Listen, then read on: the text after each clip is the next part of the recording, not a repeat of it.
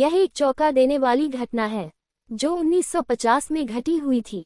उत्तर प्रदेश के रानी बाजार गांव में एक रामप्रकाश तिवारी नाम का आदमी रहता था। उसकी 5 साल की लड़की थी। उसे कैंसर की बीमारी थी और उसकी कई जगह से इलाज कराने के बाद भी वह जिंदा न बच सकी। रात के 1 बजे उसकी मौत हो गई। उसी रात को एक दूसरे गांव में मोहिनी नाम की एक औरत की ट्रक से टकराने की वजह से मौत हो गई। मृत के परिवार वाले लोगों ने उस औरत का दाह संस्कार कर दिया। दूसरी तरफ जब रानी बाजार में उस मृत लड़की को दफन करने के लिए जंगल में जा रहे थे, अचानक रास्ते में उसकी शरीर में कुछ हलचल हुई और वह उठ खड़ी हो गई। लोग ये देखकर डर गए, लेकिन बाद में उस लड़की को जिंदा देखकर उसके परिवार वाले लोग बहुत खुश हो गए। लेकिन लोगों को ये पता नहीं था कि उस लड़की के शरीर को किसी और की आत्मा ने जकड़ लिया है। उस 5 साल की लड़की के अंदर मोहिनी की आत्मा घुस चुकी थी।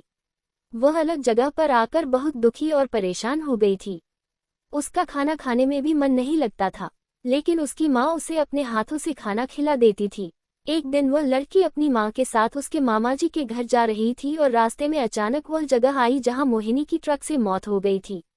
उस बच्ची ने अपनी माँ को इशारा करके बताया कि यह रास्ता उसके गांव की तरफ जाता है। उसकी माँ ने उसकी बातों को अनसुना कर दिया और अपने मामाजी के घर पहुंच गई।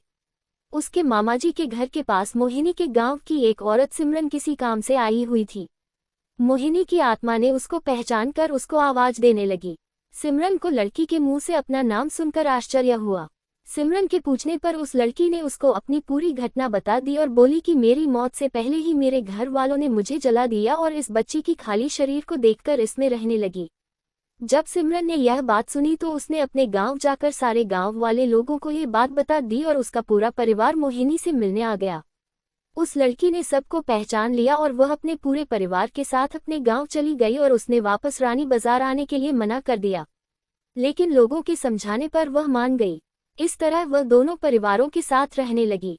इस कहानी से पता चलता है कि कभी किसी की अधूरी इच्छा पूरी ना हुई हो तो उसकी आत्मा किसी और के शरीर में जा सकती है।